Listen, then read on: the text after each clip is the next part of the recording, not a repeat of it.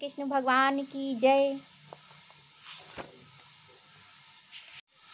यहाँ तक पढ़े तब यहाँ से पढ़ेंगे। जय पराजय, लाभ हानि और सुख दुख को समान समझकर उसके बाद युद्ध के लिए तैयार हो जा।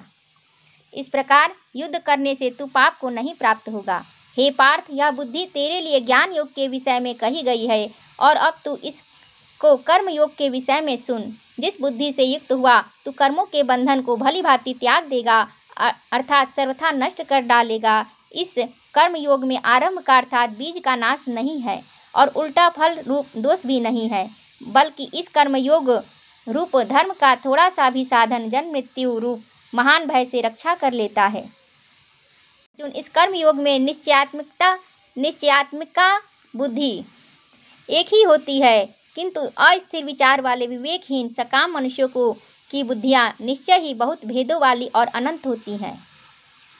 हे अर्जुन, जो भोगों में तन्मय हो रहे हैं, जो कर्म फल के प्रशंसक देव वाक्यों में ही प्रीति रखते हैं, जिनकी बुद्धि में स्वर्ग ही परम प्राप्य वस्तु है और जो स्वर्ग से बढ़कर दूसरी कोई वस्तु ही नहीं है, ऐसा कहने वाले हैं, वे अविवेकी जन इस प्रकार के जिस पुष्पित और दिखाव शोभायुक्त वाणी को कहा करते हैं, जो कि जन्म रूप कर्म फल देने वाली एवं भोग तथा ऐश्वर्य की प्राप्ति के लिए नाना प्रकार की बहुत सी क्रियाओं का वर्णन करने वाली है। उस वाणी द्वारा जिनका चित्त हर लिया गया है, जो भोग और ऐश्वर्य में अत्यंत आसक्त हैं, उन पुरुषों की परमात्मा में निश्चयात्मिका बुद्धि नहीं होती।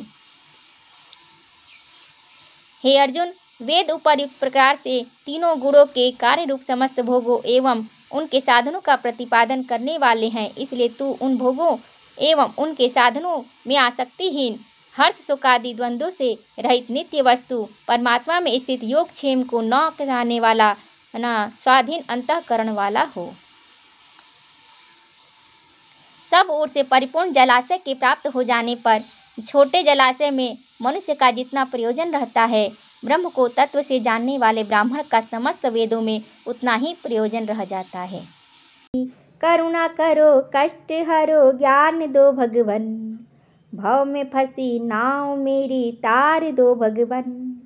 दर्द की दवा तुम्हारे पास है, जिंदगी दया की है भीख मांगती, मन में बसा कर तेरी मूर्ति, उतारू मैं गिरधर तेरी आरती, मन में बसा कर तेरी मूर्ति, उतारू मैं गिरधर तेरी आरती।